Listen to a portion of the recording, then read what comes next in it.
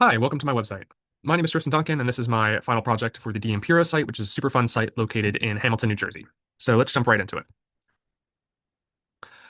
This is a satellite view of the site. You can see this is Black Horse Pike, and this is the driveway that leads into the disposal site itself and the treatment center, which we will talk more about. Site is located in southern New Jersey, as denoted here on the map. And it's a 15-acre tract of undeveloped land formed by the intersections of the Black Horse Pike, Route 40, and Cologne Road, like I said, in Hamilton Township, New Jersey. It's located in the Pinelands Reserve, and it sits above three aquifers: the Bridgeton Formation, the Cohansey Formation, the Kirkwood Formation. And in the middle of the property, there is a clearing, which is home to an illegal dumping site. And we'll talk about how that was found. So, in the late 1970s, a prospective buyer wanted to purchase a subdivision of the D Imperial property for development. As part of the buying process, a site inspection by the Atlantic County Health Department had to be performed, and it was during this inspection that a large quantity of partially buried and ruptured drums were found. This prompted the Atlantic County Health Department to contact the NJDEP, and the NJDEP performed an investigation of their own. So here you can see the green line denotes the formal disposal area on the site. So let's talk about some of the potentially responsible parties. The NJDEP contacted the Motel Dennis, a motel on the adjacent property, very close to the disposal site, and instructed them to investigate and dispose of the hazardous waste, but the Motel Dennis did not comply and said they had nothing to do with it. So the NJDEP performed an assessment of the waste and revealed that the drums had contained heavy metals and VOCs, which ruptured and leached into the soil and two of the underlying aquifers. So in 1981, the NJDEP notified the Environmental Protection Agency of the illegal dumping site, and the EPA started the circle process and listed the Motel Dennis as a PRP. The EPA also contacted the D Imperial family, who were the owners of the site. They said they had no knowledge of the illegal dumping on their property. However, the EPA listed them as a PRP per CERCLA. And in turn, the D Imperial family sued the Motel Dennis and the EPA to deny responsibility for the cleanup and to sue for defamation, since the site was called the D Imperial site and it supposedly tarnished the family's reputation. However, these charges were dropped. In 1992, it was later found that a drum reclamation company called Lightman Drum Company transported and dumped the hazardous waste on the D Imperio site during the 70s, and also another Superfund site in New Jersey. This company's intention was to recycle the drums and, when possible, to dispose of them at hazardous waste sites. However, they illegally dumped a lot of hazardous waste at the D Imperio site. It was also found that the owners of the Motel Dennis allowed them to dump the waste behind the motel, which was land owned by the D Imperio family. Thus, the EPA listed the company as a PRP. In 1982, the EPA started their investigation. They created a remedial action master plan and put a fence around the area. And you can find the 1982 remedial action master plan here.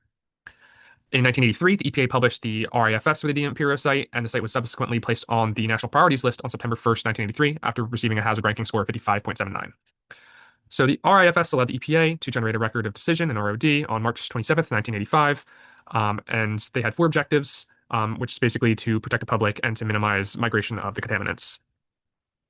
Here is the 1983 RIFS, and this is the 1985 record of decision. And in this record of decision, they had 7 total alternative remediation plans, ranging from $3.5 to $5.5 million. What they ended up choosing was to excavate the area and put a cap over it, and then to install a groundwater treatment system to clean the water. And they decided to dispose of the excavated material, the drums and the contaminated soil, at an off-site facility. They could not make an on-site facility because the Pinelands Commission prohibited any landfills containing hazardous materials within its jurisdiction. So any on-site landfill idea had to be scrapped. And this is from the 1985 ROD. These are the 7 remediation alternatives and their prices. This map shows the contaminants at the D Imperio site. You can see these are exposed drums, and the little black dots are buried drums, as well as some leachates and some sludge. So the extent was pretty wide at this site. There was a lot of work that needed to be done to clean all of this up. They found a number of contaminants, both in the groundwater and soil.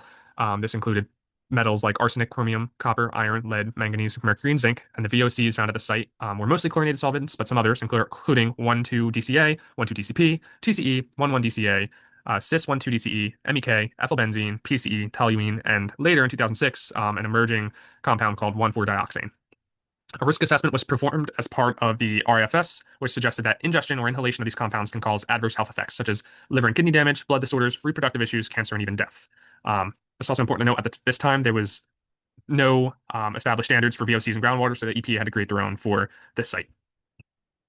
Groundwater can move down gradient through a variety of methods, not just gravity, and this can contribute to the movement of contaminants. So this is the formal disposal sites.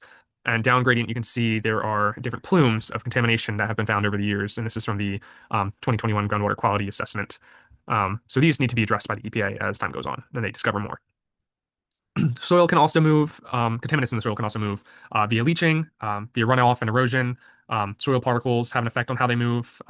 Soil properties such as texture, pH, organic matter, clay, and other chemical reactions can impact how contaminants move in the soil, and they can also be broken down by microbes. So soil does have an effect on how contaminants move.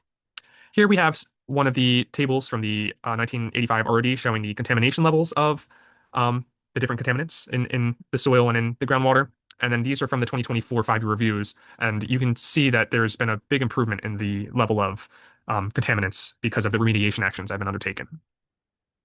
At the D'Imperio site, obviously they were concerned of how these contaminants might interact with humans. It can be either dermally if you're working or playing in contaminated soil. It could be through inhalation of the air. It could be ingestion of plants that were in the soil. And the main one that they were worried about was leaching into groundwater and then people drinking the contaminated groundwater. However, they didn't really have to worry about this because most of the people living in the area were connected to city water and weren't drinking groundwater. Plants and animals can also be affected by contamination like this, as plants absorb contaminants and animals either come in contact with or eat plants contaminated with contaminants. So that was something that the EPA had to look into as well. Luckily, at the D'Imperio site, there weren't any reported health effects experienced by local residents, like I said, because they were on city water. So this is one of those rare sites where contamination was actually found before I had a chance to cause harm to the public. So let's talk about the soil remediation happening at the site. In 1987, work began on the excavation, which removed the contaminated soil on the drums to an off-site facility. The land was then backfilled with clean soil, graded and planted with vegetation. And over time, sampling and reporting showed that there was still contamination in the soil. So instead of putting a cap over the excavation site, the ROD was amended in 2003 to change that cap to a soil vapor extraction system. And of course, they continue to monitor the effectiveness of that, installing more wells as needed.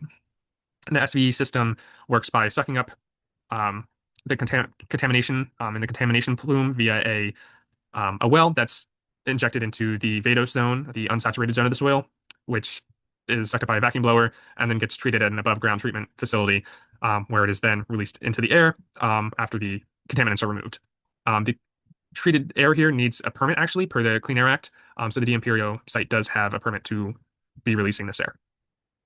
Groundwater remediation also is another treatment that they have at the site. They installed a groundwater extraction system in 1997, and since then it's been treating the site. Additional wells have been installed to address emerging contaminant plumes, and there are now numerous wells on the property pumping water up, monitoring groundwater, and it's all been very effective. A groundwater treatment system works very similar to a soil vapor extraction system, where the plume in the groundwater is sucked up by these wells via a pump, put into a holding tank, and then it's treated via air stripping or activated carbon and some other methods before being re-injected into the groundwater or discharged into a local water body. At the D'Imperio site, they use a re-injection well. So they continue to monitor the site. They provide five-year reviews since construction completion. So this first review was in 2009, and they provide data that demonstrate the effectiveness of the remediation methods. And they also contain recommendations that influence changes to the existing systems. So for example, in 2024, the 2024 5-year review recommended a pilot in situ chemical oxidation groundwater treatment system as a contingency plan to address contamination in deeper aquifers, especially those who might be located farther away from the site. So this way it doesn't need to be pumped back up into the groundwater treatment system. It is an in situ, stays underground and treats the groundwater. So here I have linked different 5-year reviews for the site.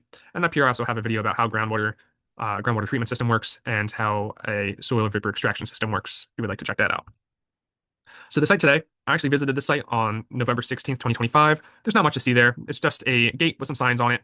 There's a driveway leading onto the site, and you can see kind of in the distance the housing of the SVE system and the groundwater treatment system. It's also important to note that there's a gap next to the gate where anybody could kind of just walk in if they wanted to. So that might be something they need to address if trespassing becomes a problem in the future. I also did not see a no trespassing sign, which was interesting. It was just these two EPA signs saying that there were environmental cleanups in progress. And this actually shows you the status of the site today. This is the formal disposal area, and these are all different soil vapor extraction wells noted by the little green or little squares, and the circles show um, wells for the groundwater extraction system. So overall, they've done a lot to the site. They keep expanding the site as the groundwater plume travels southwest, down gradient, and of course, as technology advances, they come up with new ideas on how to remediate the site more efficiently. Overall, the site is dwindling towards safe levels, contaminant levels. Today, the only major contaminants include 1,2-DCA, 1,2-DCP, 1,1-DCA, chloroform, cis-1,2-DCE, and 1,4-dioxane, and the other original contaminants are at very low levels. Although they're not safe levels yet, the site is expected to reach these levels and be ready for redevelopment within the next 5 years, and there aren't any plans to develop the site once it's deleted from the NPL yet. So through this, I would say that the CERCLA process works pretty well, even though it's very slow and sometimes it's very expensive. This previous dumping grounds has been able to basically bounce back and become almost fully treated because of the CERCLA law. And so here I have a link to the EPA's 2024 5-year review for the D'Imperio site, if you want to check that out, as well as the current levels of contaminants as of that report.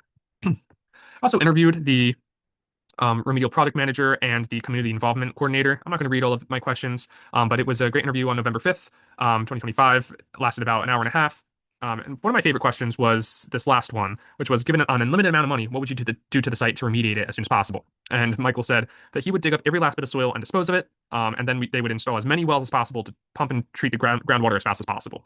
So really, it is just if you have a place to put your contaminated soil and you have the manpower and the time and the money to dig it all up, that's what he said he would do, which I thought was interesting. I thought maybe there would be some sort of high tech thing that he would want to implement. But yeah, it was a great interview. I learned a lot about CERCLA from them. Have some of my post interview reflections here, just talking about what I learned and how I felt about the interview. I thought it was really great to talk with people who are hands-on with the Superfund process and gain their perspective. And I can really tell how passionate they are about their jobs and wanting to see that these highly contaminated sites finally become clean again. So if you are curious about them, their contacts are here. And that's all I have for you. My contact information is here. If you have any questions, feel free to reach out to me with any questions about the D'Imperio site, and I'd be happy to answer them. So thank you. Thank you for watching. Bye-bye.